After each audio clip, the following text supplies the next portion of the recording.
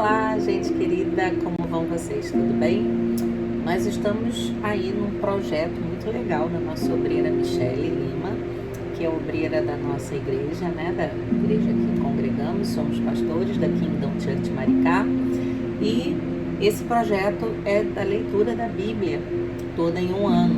Nós já estamos um pouquinho adiantados, mas se você quiser fazer parte, dá tempo. Dá tempo de você participar, dá tempo de você estudar a Bíblia conosco. E aí, em apenas um capítulo hoje, eu percebi o tempo que isso levou para que eu entendesse verdadeiramente tudo que estava acontecendo naquela narrativa bíblica. E então me veio a ideia de gravar aqui, porque assim como surgiram minhas dúvidas, e aí eu fui pesquisar, fui estudar, e aí nós temos várias fontes, né? Eu uso aqui o livro de estudo panorâmico da Bíblia, que é muito bom no meu tempo de seminário. Eu estudei com esse livro aqui. Eu não sei nem se ainda, né, as edições, não sei se como é que tá, porque ele é muito antigo.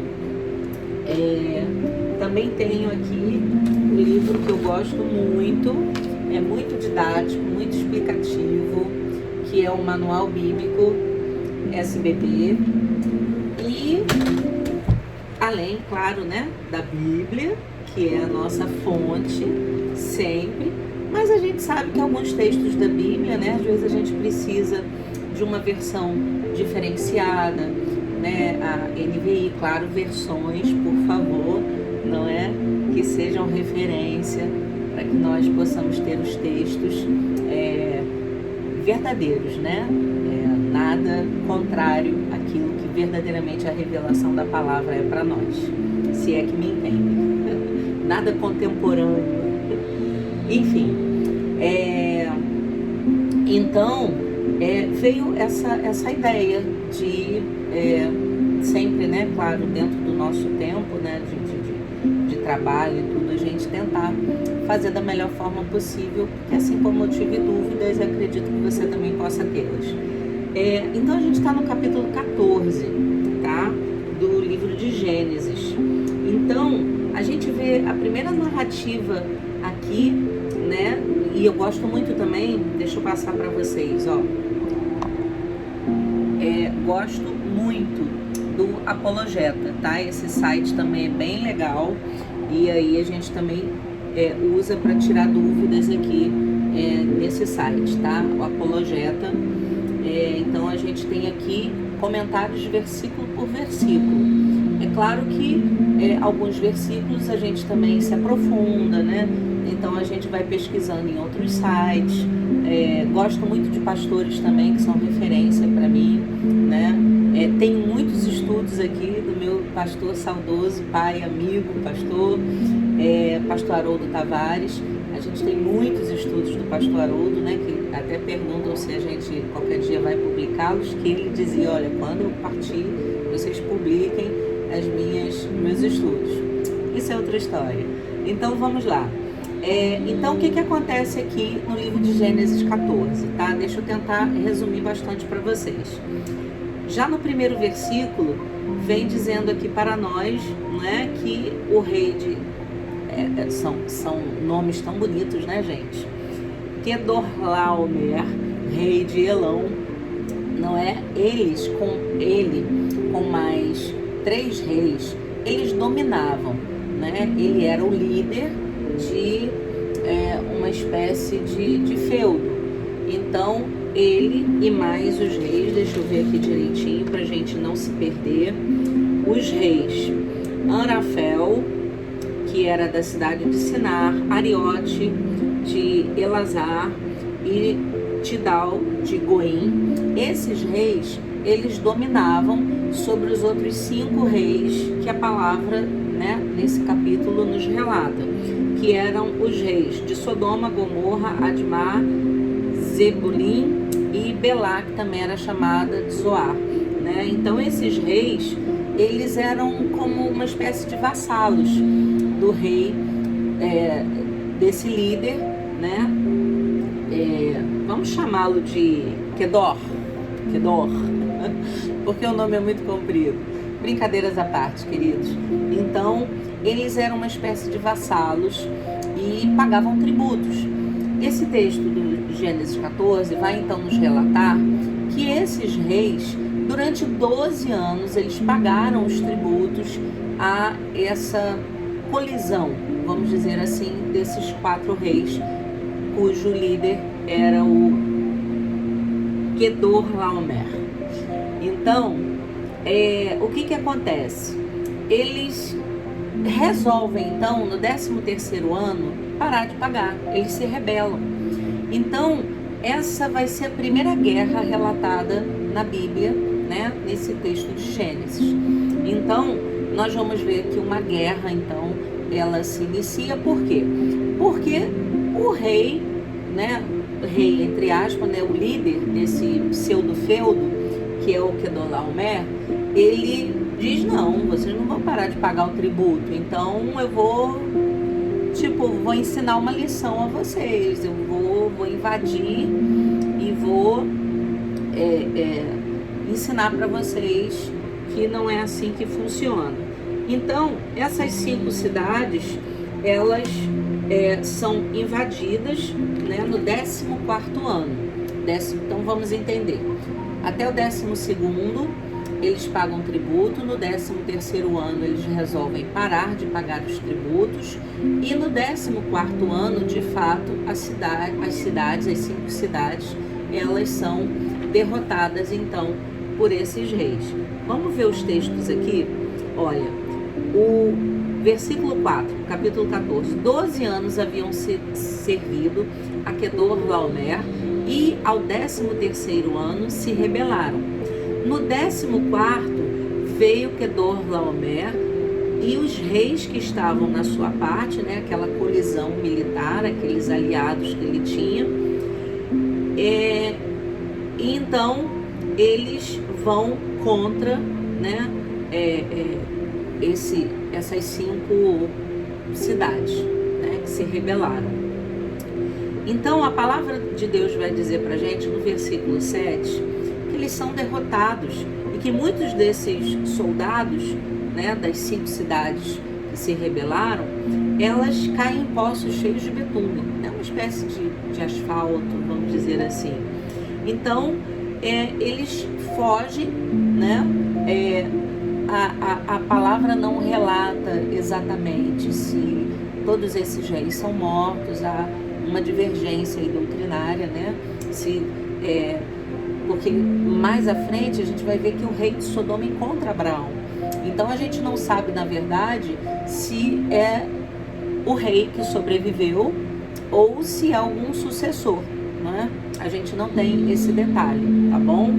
Mas então o que eu quero deixar aqui para vocês, para não me alongar muito, até porque eu quero estar dentro da minha meta e ainda estudar os outros capítulos do dia. Como eu já estou aqui há muitas horas, não sei, né, se hoje eu vou conseguir, dentro do meu dia aqui, não esperava que fosse tão... Estudar a palavra é muito bom, né, gente? E a gente vai querendo ver o fio da meada, entendendo mais, e nos aprofundando na história. Gente, o que é bacana aqui de ver é o seguinte: como é que Abraão entra nessa história?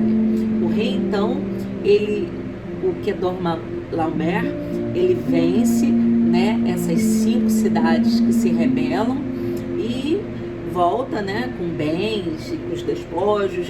Mas aí como é que Abraão entra nisso? Quando o rei, né, ele vence, ele leva cativo também os prisioneiros. E junto com esses prisioneiros, quem que tá? Ló. Então, um deles foge, um prisioneiro, e vai a Abraão e diz: olha, seu sobrinho, ele tá preso.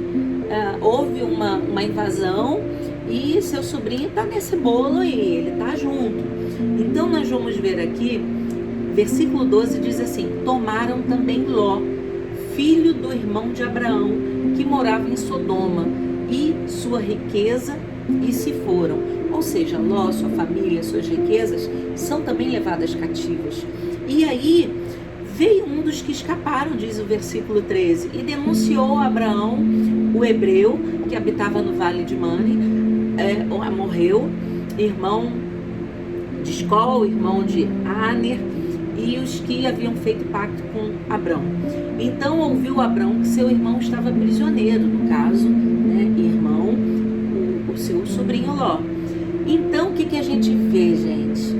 Olha a disponibilidade do coração de Abraão, olha que coisa linda, somente Deus para fazer isso, né?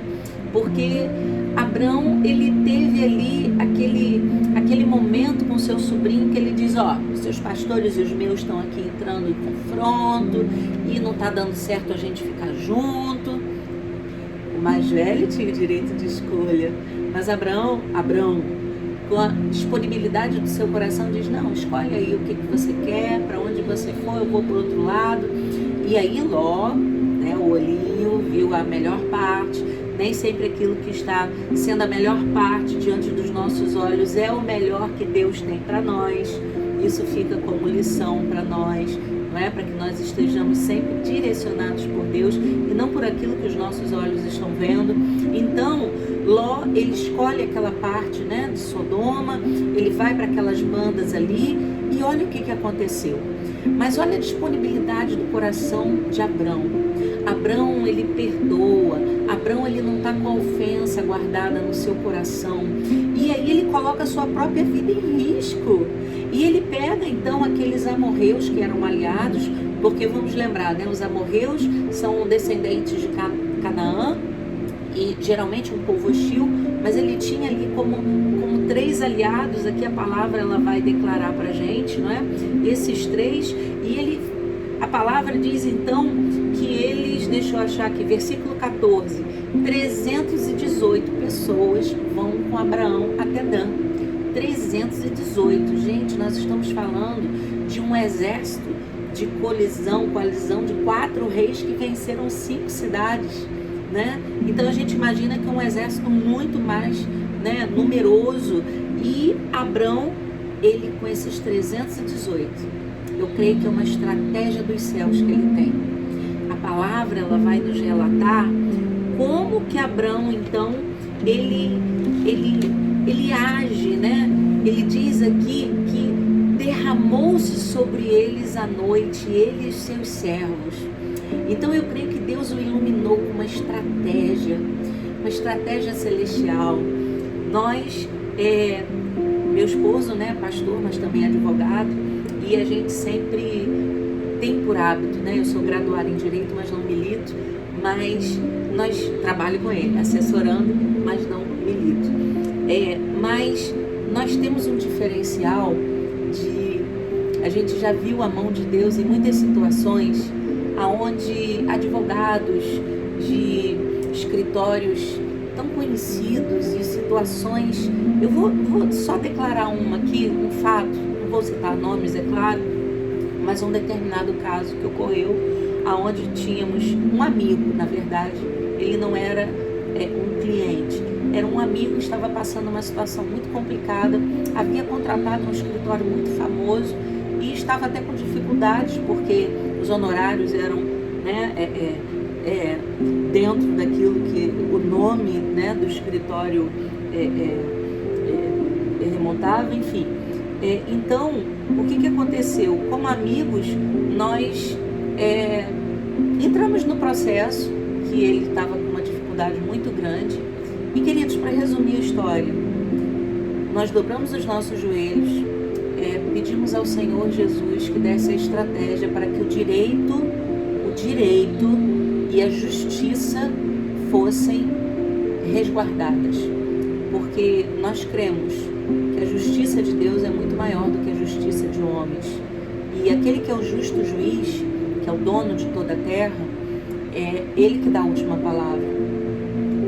E dobramos os nossos joelhos e meu esposo foi conversar com o desembargador, enfim, era um período de festas, mas para resumir a história, o que aquele escritório tão renomado não conseguiu, era como se fosse Davi e Golias, né?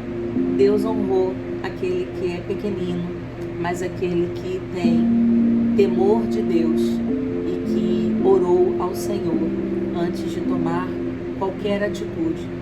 Então, o que eu estou querendo dizer com isso? É que Deus, ele não tem uma matemática exata, né? As coisas de Deus, elas são muito maiores, mais extraordinárias. Jeremias vai dizer, né, que os pensamentos de Deus são infinitamente maiores do que nós podemos imaginar. Então, queridos, eu creio que Abraão, ele foi totalmente iluminado por Deus para que a estratégia viesse dos céus, uma estratégia celestial, que na nossa vida é o que nós precisamos. A gente não precisa de estratégias humanas. Claro, Deus nos deu inteligência, capacidade de escolhas, e dentro dessas escolhas nós temos que sempre buscar a Jesus. Eu creio que é isso que esse capítulo fala conosco.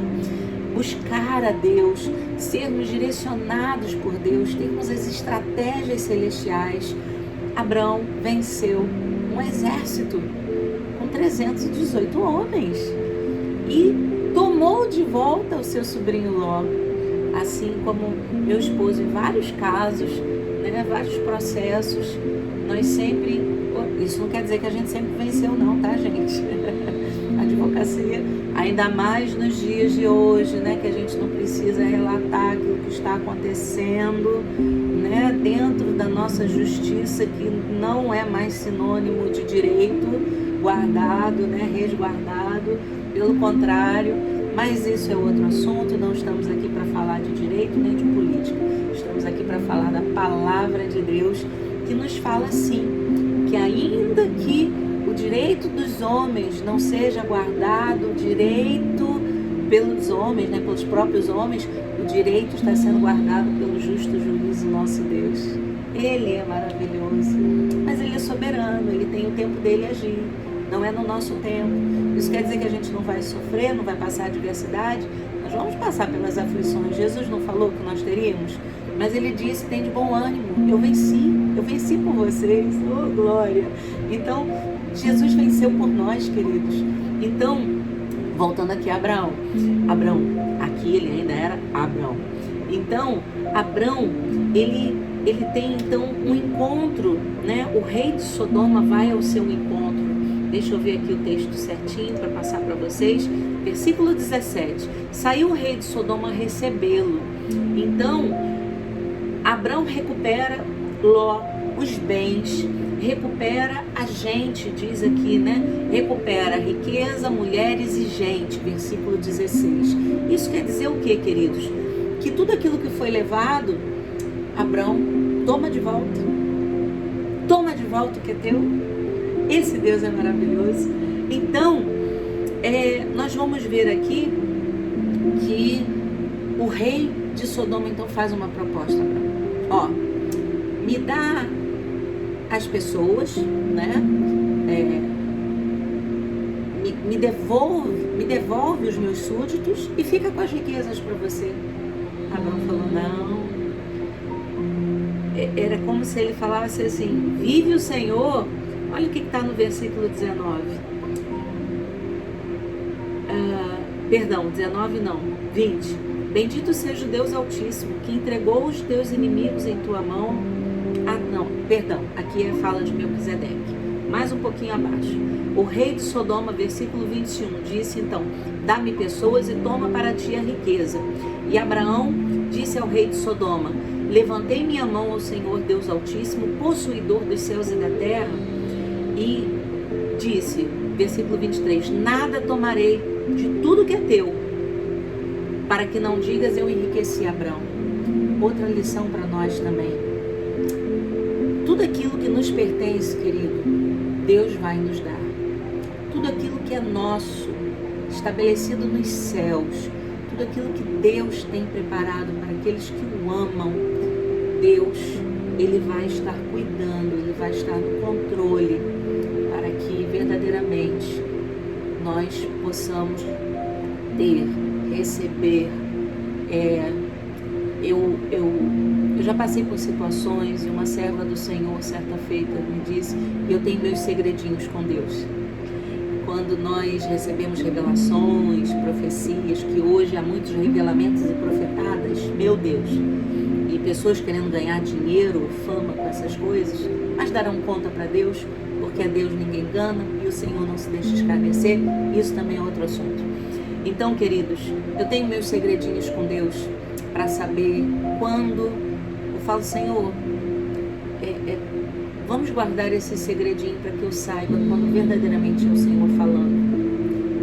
E aí uma serva do Senhor, idônea, que nós gostamos muito, uma jovem, ela entregou algo a mim, e dentre tudo que foi falado e de quem ela usou como referência, biblicamente falando, o Senhor disse a mim: eu sou o que tiro tudo e que restituo tudo. A gente não consegue entender por que tirar, Senhor. O que está acontecendo?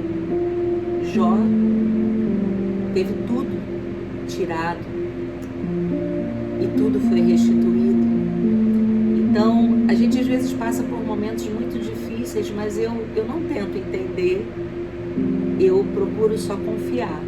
É claro que há situações que doem, há situações que machucam, não é? Mas a nossa confiança tem que estar em Deus. E o Senhor às vezes nos permite, queridos, passar por situações para que a nossa dependência seja exclusivamente nele.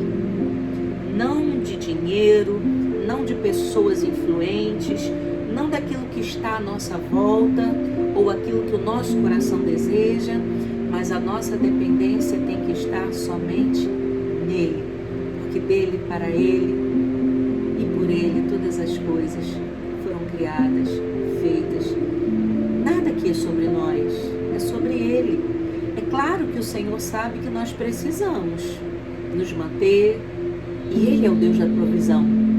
Ele é o Deus da provisão. Ele confia riquezas a pessoas que ele sabe que vão cuidar daquilo que é dele. Assim como ele nunca prometeu para ninguém riqueza. Deus não prometeu riqueza para ninguém. Nós temos uma promessa de prosperidade. Ele é o nosso pastor, de nada teremos falta. A prosperidade estará sobre a vida daqueles que o temem, que obedecem a sua palavra, que são fiéis ao Senhor em todas as áreas da sua vida, inclusive financeiras. Mas esse é outro assunto. Então, nós vamos ver aqui, queridos, como a disponibilidade do coração de Abraão. Nós vamos ver que Melquisedeque, rei de Salém, né, sacerdote do Deus Altíssimo, e a gente pode depois abrir, né, um outro campo aqui só para falar sobre Melquisedeque, mas aqui a gente está, né, nesse contexto da guerra, enfim. Então, a palavra de Deus vai dizer que Abraão, ele deu o dízimo de tudo. E Deus honra aqueles que o honram, né? Então, nós vamos ver aqui que Abraão diz: olha, eu não quero que você diga que você me enriqueceu, que eu enriqueci às suas custas. Não. Você leva de volta a riqueza, só me dá a parte de direito daqueles que estiveram comigo, que lutaram comigo, os amorreus. Então, a palavra do Senhor vai deixar isso muito claro. Abraão, ele queria que a honra e a glória, porque Abraão foi rico, a palavra de Deus nos diz isso. Mas abrindo só aqui então um adendo, nem todo mundo pode ser rico. A própria palavra diz para nós que, né, ela faz uma alusão de que é mais fácil entrar um camelo pelo buraco de uma agulha do que um rico no reino dos céus. Porque a cobiça do coração do homem vai tirá-lo da rota de Deus. Deus conhece exatamente nossos corações. Deus sabe o que nós podemos ter, quando nós podemos ter, porque Ele conhece a intenção do nosso coração, né? E às vezes nós temos um tempo de espera prolongado pelas escolhas que fazemos. Será que a gente vai pegar os recursos que Deus nos dá para que nós possamos usar em coisas que vão nos afastar dele? Pecar? Fazer coisas que Ele não aprova? Vai não. Deus vai reter a promessa, se é que Ele tem essa promessa na sua vida, Ele vai reter até que o seu coração se converta, se incline e obedeça ao Senhor. Eu creio assim. E você? Espero ter te ajudado um pouquinho nessa manhã. Desculpe ter corrido, e aí as coisas, né, vão surgindo na nossa mente e a gente vai ministrando aquilo que o Espírito de Deus vai trazendo ao nosso coração. Mas que possa ter ajudado um pouquinho. Esse capítulo 14 eu espero conseguir todos os dias fazer um pouquinho para que possa ajudar, né, a gente a estudar juntos a palavra de Deus. Deus te abençoe. Fica o convite. Vá lá na página, né, do Instagram, ai meu Deus, tem hora que as palavras 50 a mais, gente, tem hora que as palavras fogem, tá? Não liga não. Do Instagram e do YouTube. Fugiu da mente o nome do canal, o YouTube. Nosso perfil é kingdomchurch.maricá. Kingdom Church. Nós somos a igreja do reino, né? O reino de Deus que veio até nós, chegou a nós, aleluia, e nós queremos, né, como participantes desse reino, propagar esse reino, estabelecer esse reino, não é? Aonde Deus nos levar, aonde o Senhor nos chamar. E Deus queira, né, como já recebemos a promessa, mas estamos aguardando dela e crendo que o tempo dele é perfeito. Um beijo no teu coração. Aqui eu me despeço, pastora Andréia Tavares, Kingdom Church Maricá. Segue lá no YouTube, Instagram, no Face. E tem também a Kingdom Niterói, Fonseca, Niterói e Inoã, em Maricá. Deus te abençoe. Até o nosso próximo encontro. Shalom, Adonai.